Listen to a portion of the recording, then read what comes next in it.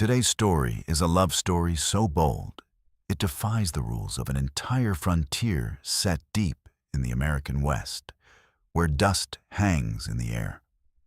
Horses thunder across open valleys, and reputations are forged beneath a sky that never forgets.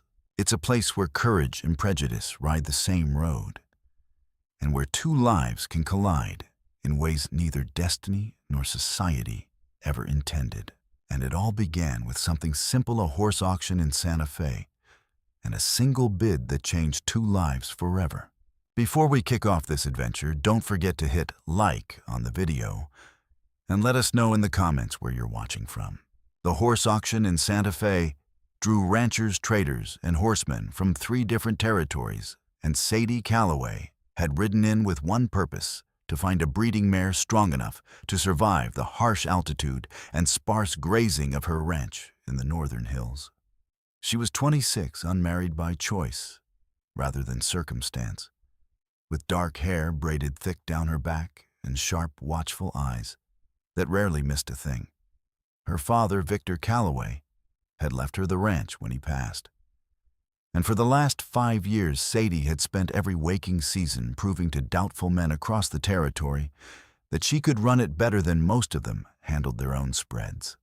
She spotted the mare she wanted the moment she stepped near the corral, a striking paint with powerful legs, broad shoulders, and a clever, steady gaze.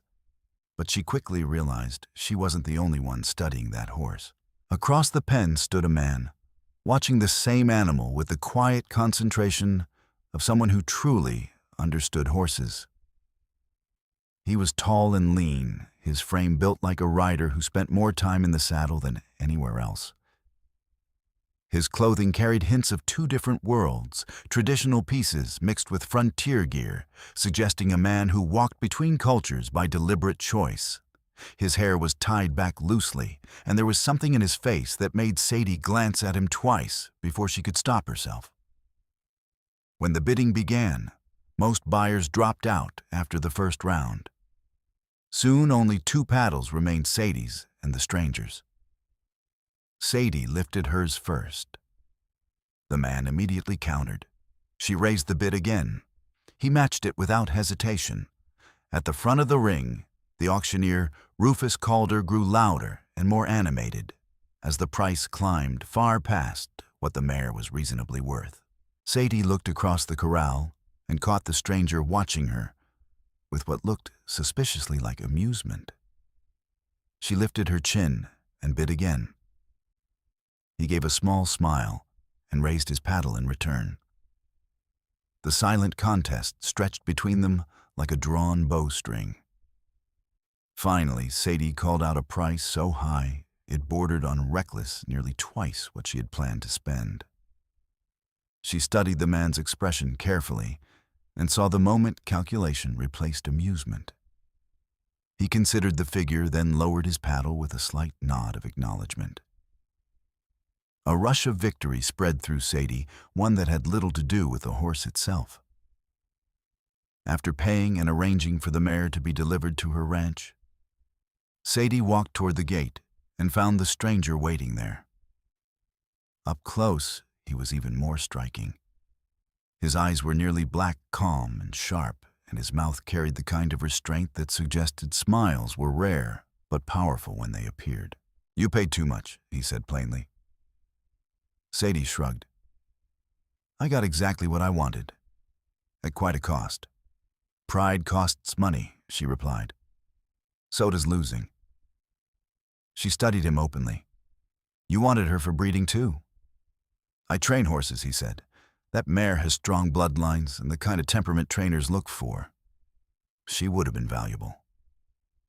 His English was flawless, measured, and precise. And Sadie wondered where he had learned it, and what else about him she didn't yet understand. "Would have been," she said. "Now she belongs to me." "Are you always this competitive? Are you always this bold with strangers?" A flicker of genuine amusement crossed his face. "My name is Kiona," he said. "And yes, usually." "Sadie Calloway," she replied. "And I promise you I'm far more competitive than you think. I'm beginning to realize that. He leaned casually against a fence post, and Sadie noticed the controlled strength in the way he carried himself. You run the Calloway Ranch north of town. You've heard of it. I've heard stories, he said. They say a woman runs that ranch alone and doesn't suffer fools. Sadie crossed her arms. Those stories are accurate. And what do they say about you, she asked. That I'm half civilized on good days, Kiona replied lightly, and completely savage on the bad ones. There was humor in his voice, but something sharper underneath. It was the kind of challenge meant to test her reaction to the ugly words people often used. Sadie held his gaze without blinking. People say a lot of foolish things, she said calmly. I learned long ago not to listen. Something softened in his expression. That's a rare trait. It shouldn't be.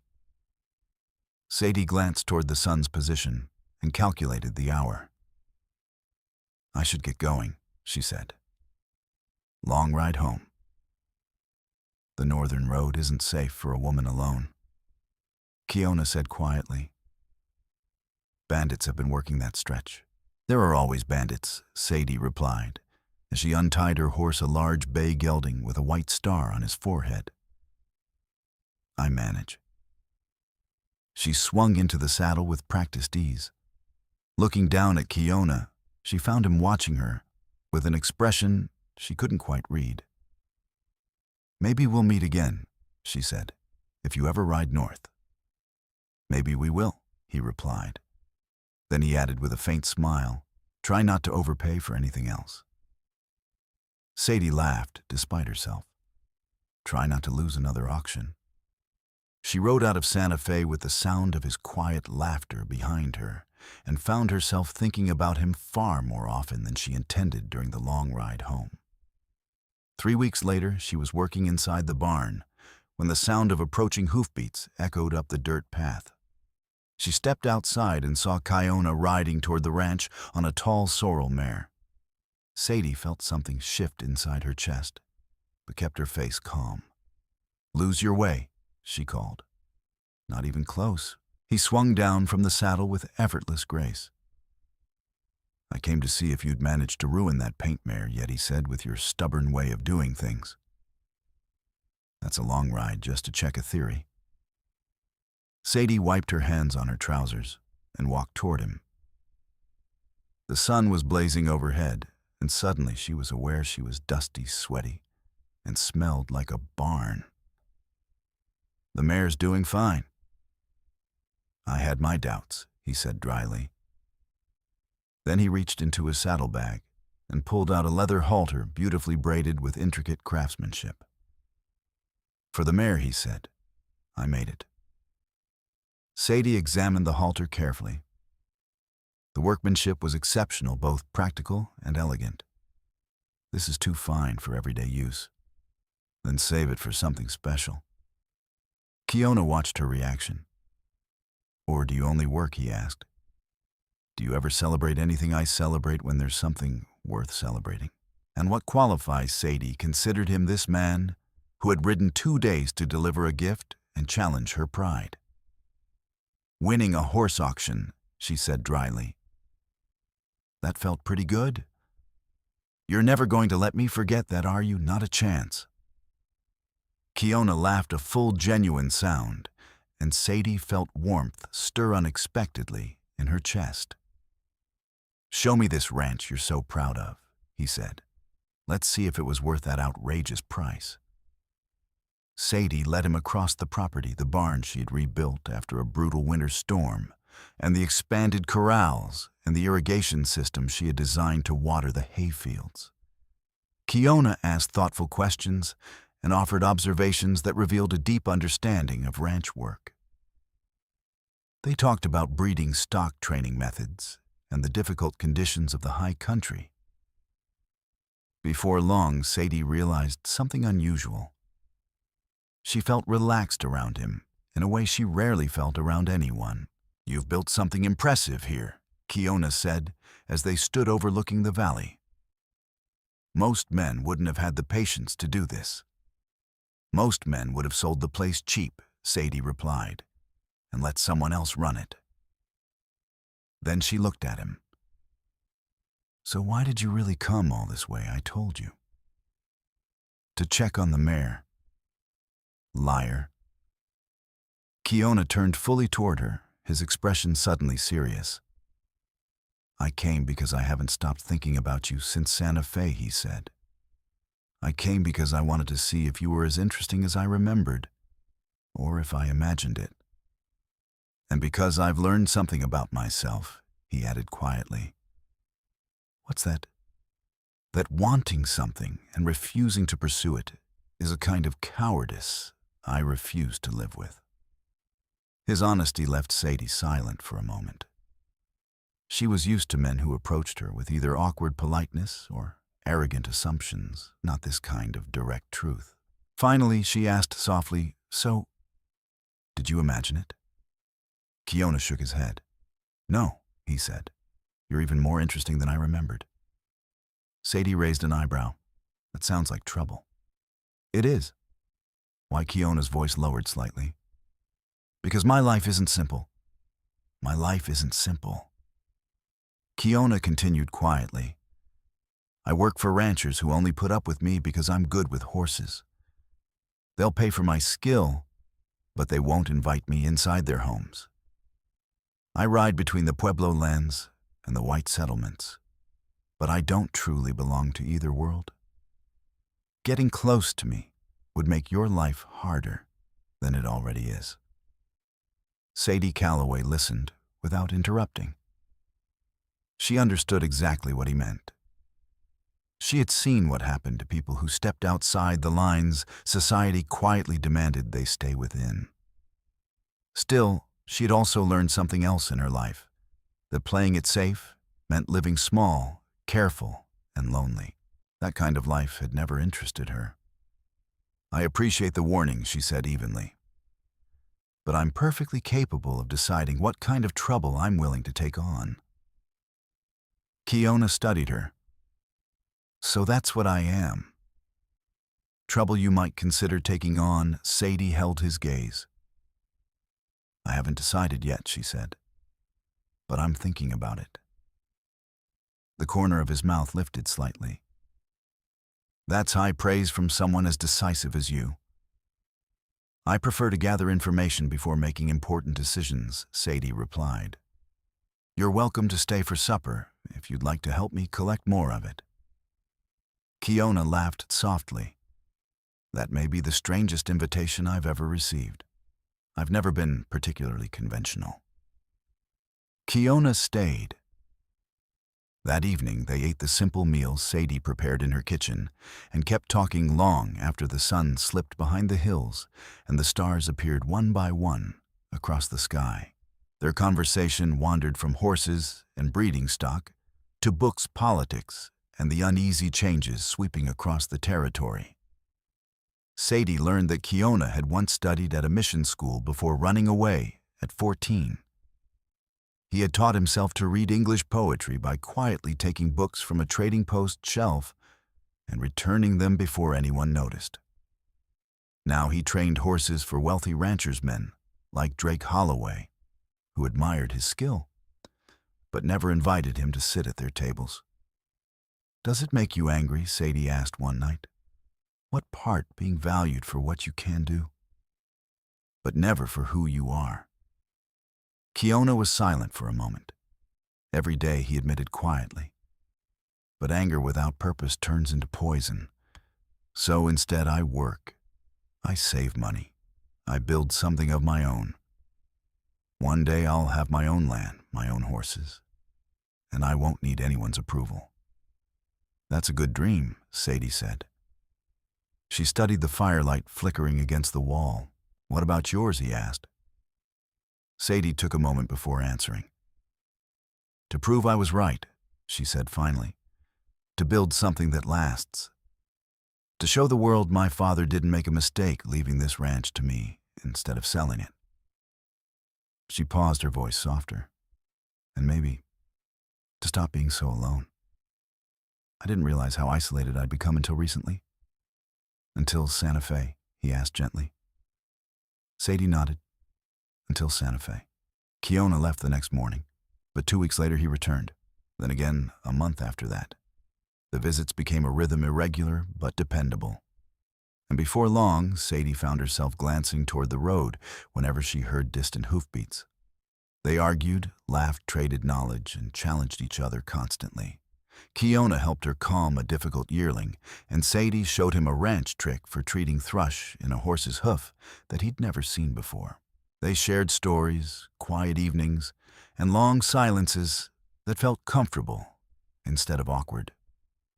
One hot afternoon in July, Sadie was working the paint mare in the round pen when Kiona rode into the yard. She kept training the horse, pretending not to notice him, though she felt his presence like heat against her skin. When she finally finished and led the mare out of the pen, she turned and saw him watching her. "You're staring," she said. "You're worth staring at." Heat rushed to Sadie's face. For months now they had circled each other carefully, the tension between them humming like a drawn wire. "That's unusually direct," she said. "I'm tired of pretending," Kiona replied, stepping closer. "I'm tired of acting like I don't think about you every time I ride away from this place." He stopped only a few feet from her. "I'm tired of leaving when what I really want is to stay." Sadie's voice dropped. "Then stay. You know what people will say?" "I know," she said, "and I've decided I don't care." She stepped forward until only inches separated them. "I'm tired of being careful," she said quietly. "I'm tired of living a smaller life just to make other people comfortable." She hesitated. What do you want?" Kiona asked, his voice rough. Sadie looked straight into his eyes. "You," she said simply. "I want you." Kiona's hands rose slowly to frame her face. His touch was gentle, though the intensity in his gaze was unmistakable. "Are you certain?" he asked. "Once we cross this line, there's no going back. People will talk. They'll judge you. Let them." Sadie covered his hands with hers. "I've spent my whole life being judged," she said. "At least this time it'll be for something that makes me happy." Kiona kissed her then.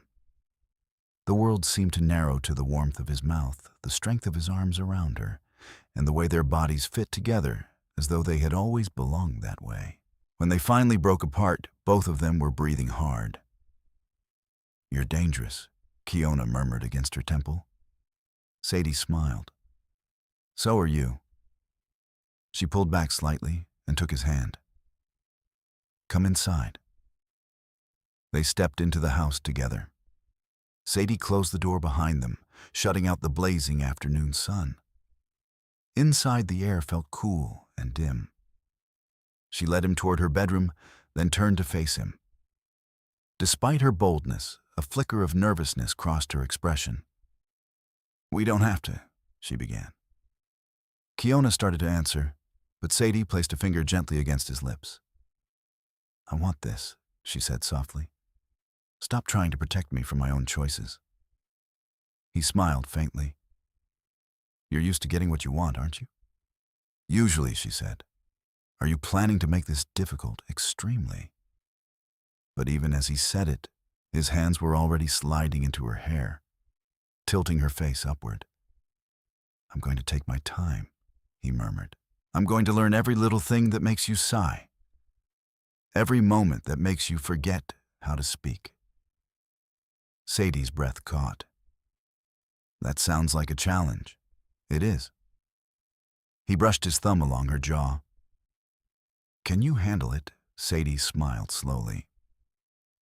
"I beat you at that auction, didn't I?" Kiona chuckled as he guided her gently backward until the backs of her knees touched the edge of the bed. "I admire that confidence." "You talk a lot for someone who claims he's about to take action," Sadie teased, though her voice trembled slightly. Kiona laughed softly. "Impatient too. That's the plan." He kissed her again, slower this time. deliberate and deep, and Sadie felt her confidence waver beneath the intensity of his attention. His fingers moved toward the buttons of her shirt, then paused. "Tell me to stop if you want me to." Sadie laughed breathlessly. "If you stop now, I might throw something at you." "That demanding, huh?" He finished unfastening the buttons and slid the fabric from her shoulders. "What am I supposed to do with you?" he murmured. "I can think of a few ideas." Her words faded when his lips brushed the hollow of her collarbone. She gasped softly. "That's distracting." "Good." Kiona lifted his head, studying her. "I want you thinking about nothing except this moment," he said quietly. "Can I do that?" "You can try," Sadie whispered. Kiona smiled slightly. "Oh, I plan to do far more than try." And then he proved it. Much later, long after the afternoon light had shifted across the room, they lay tangled in the sheets while golden sunlight stretched across the wall. Sadie felt completely spent, pleasantly dazed by the intensity of what they had just shared. Beside her, Kiona traced slow circles along her shoulder, and she could feel the quiet smile resting against her hair. "You were right," Sadie Calloway said at last, her voice soft, about what Kiona asked lazily, that it was worth the wait. Kiona laughed a deep, genuine sound. "I'm glad to hear that. You were fairly enthusiastic about your approval earlier." Sadie swatted his chest. "You are impossible. But you like it." She sighed. "Unfortunately, that's true." Propping herself up on one elbow, she studied him. The warmth of the afternoon still lingered in the room.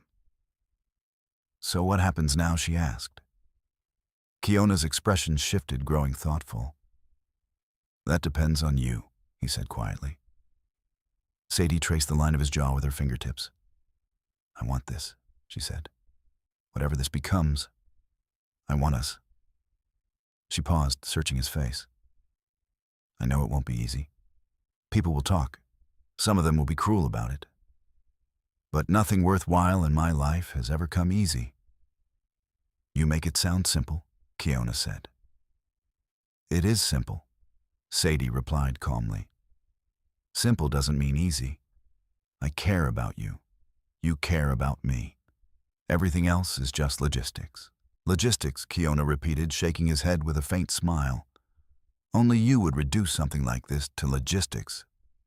I'm practical." Sadie leaned down and kissed him lightly. "So, let's be practical," she continued. "You come here when you can.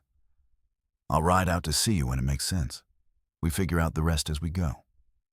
She tilted her head. "Does that work for you?" Kiona looked at her for a long moment.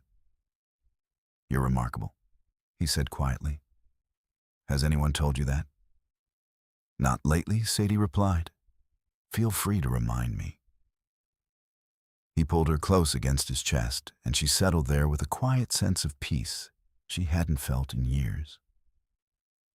Outside the window, the ranch carried on as it always did. Horses moved slowly through the pasture, and the evening wind stirred the cottonwood trees along the creek. But inside the room, there was only the two of them building something that belonged to no one else. Summer slowly faded into autumn.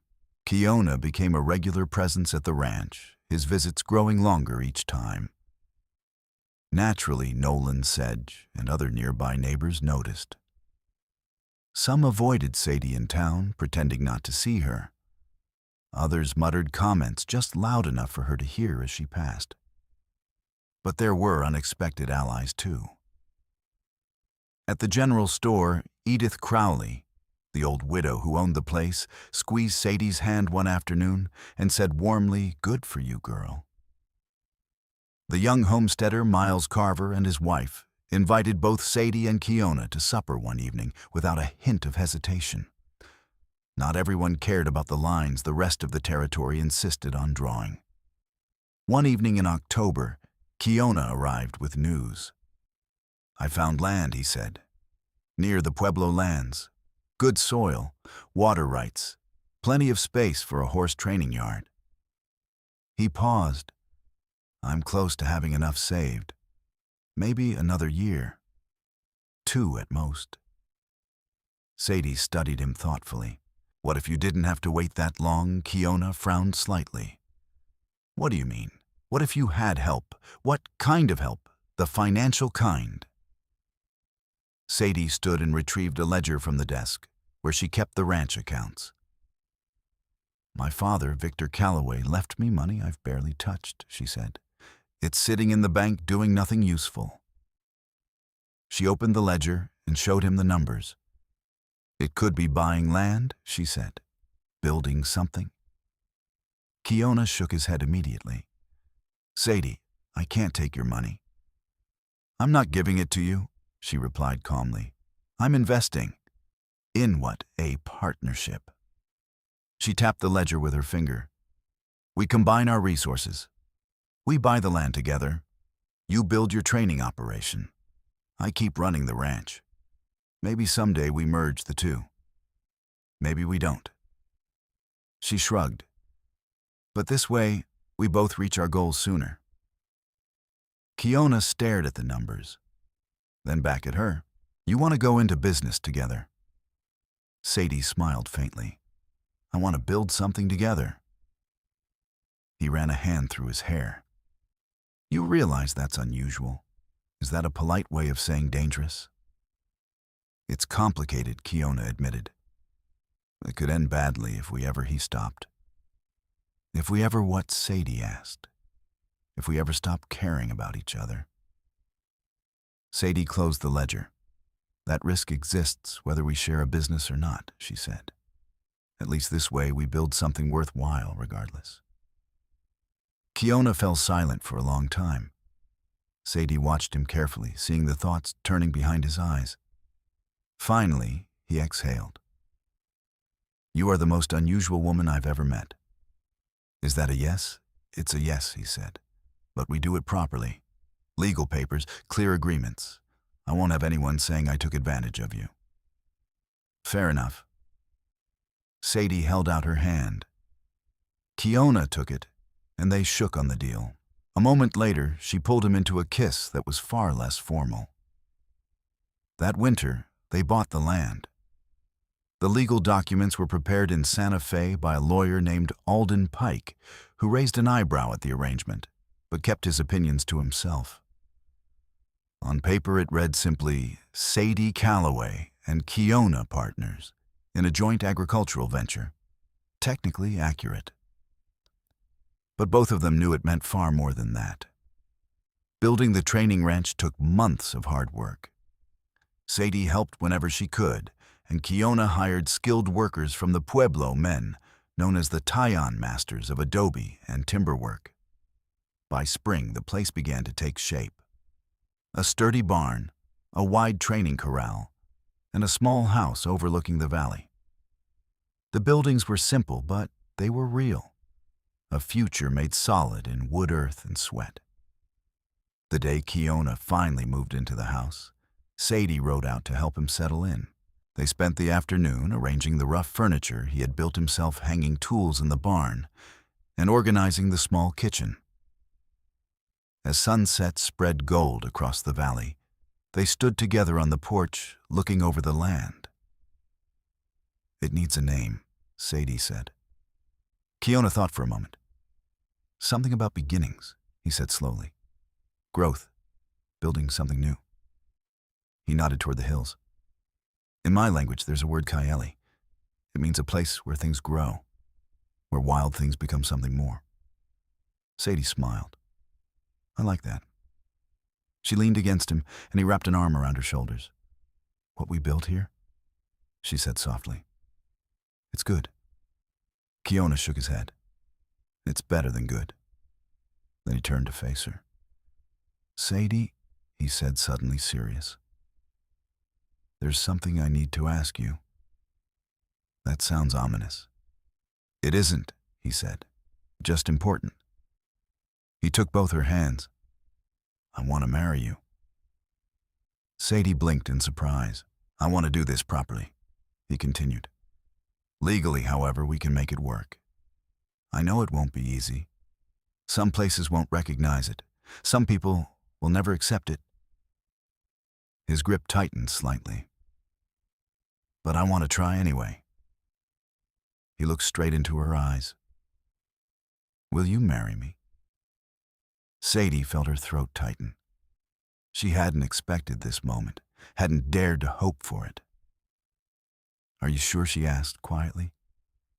Marriage makes everything more complicated, more permanent. I don't want to hide, Kiona said firmly. I'm tired of living between worlds. He gestured around them. I want to claim this life. Claim you. Claim everything we've built here.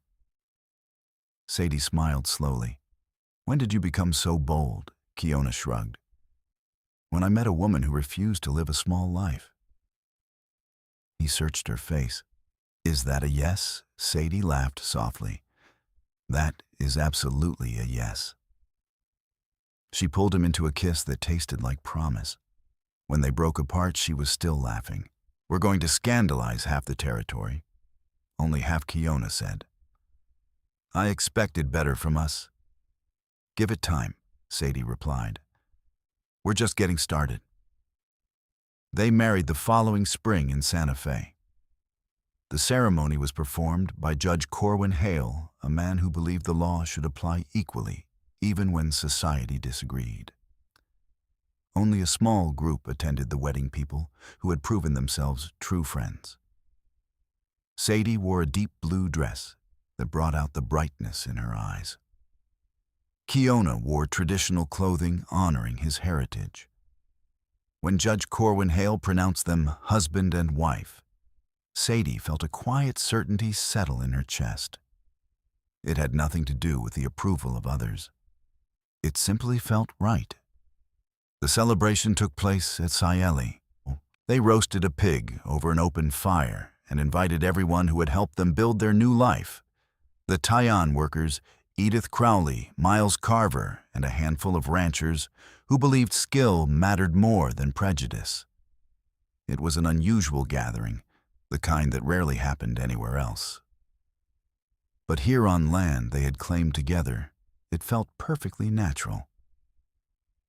As the sun disappeared and the first stars appeared overhead, Sadie and Kiona slipped away from the party and walked out into the dark pasture. Behind them, laughter and music drifted through the warm night air. The music from the celebration faded behind them until only the whisper of the wind and the quiet shifting of horses in the pasture remained. The prairie night stretched wide and peaceful around them. Kiona's voice broke the silence. Are you happy? Sadie Calloway stood still for a moment before answering. Her thoughts drifted back through everything that had led them to this place, the auction in Santa Fe where they first crossed paths, the long months of circling each other cautiously, and the decision to claim what they wanted despite the trouble it might bring. She thought about the ranch she had built with her own hands after Victor Calloway passed. She thought about the horse training grounds she and Kiona had raised together from bare earth. She remembered the people who had turned their backs on them, and the unexpected few who had stood beside them anyway. Most of all, she thought about the man beside her now, his hand wrapped around hers, steady and warm in the cool night air. Yes, she said quietly. I am. She lifted her eyes toward him. Are you? Kiona's expression softened. More than I ever thought I'd allow myself to hope for. He pulled her closer, and Sadie rested her head against his shoulder. Thank you, he murmured, for being brave enough to want this, and brave enough to want me. Sadie smiled faintly. And thank you for riding all the way out to my ranch with that ridiculous braided halter just to prove a point. She tipped her chin up and kissed him lightly. That the best 2-day ride you ever made? Kiona grinned. Without question. Then he added, his voice teasing, though, I have a feeling you're never going to let me forget that auction. Not a chance, Sadie said. His laughter warmed the night air between them. Above their heads, the stars turned slowly across the vast desert sky, ancient, distant, and indifferent to the struggles of the world below. But here on this small stretch of land, they had claimed together, two people stood side by side and quietly defied every expectation placed upon them simply by choosing one another. Their road ahead would not always be easy. There would be hardships, arguments, and people who would never accept what they had built. But both of them had already learned something important. Love was not the fragile thing poets like to describe. It was stubborn, fierce, and it demanded courage from anyone willing to live it honestly. Fortunately, courage was something both of them had in abundance. Together, they had already created something many people believed should not exist. And by doing so, they had carved out a corner of the world where they could finally live without hiding who they were. Music drifted faintly across the dark fields behind them as Kiona's arms tightened around Sadie.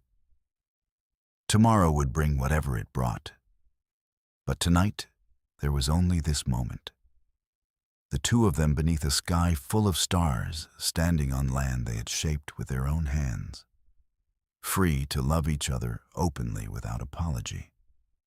And for now, that was more than enough. It was everything. Finally, let me send my deep thanks to you. Thank you for listening and for allowing this story to speak to your heart. The Wild West still holds countless truths, some painful, some tender, all worth remembering. Stay with us, subscribe, comment, and invite others to discover these untamed stories. From our hearts to yours. Thank you for being part of this journey. Aviso legal barra disclaimer. Each story shared here is produced for storytelling enjoyment. Certain scenes may include fictional or dramatized elements inspired by historical circumstances. Although AI tools assist us in visuals narration and script development, the emotional tone, editing, and quality control are conducted by people to ensure meaningful experiences. We fully uphold YouTube's policies, using no deceptive recreations or impersonations of real individuals. All creative resources are properly licensed. Unauthorized copying, re-uploading, or remixing is not permitted. Thank you for supporting the effort behind every episode we create.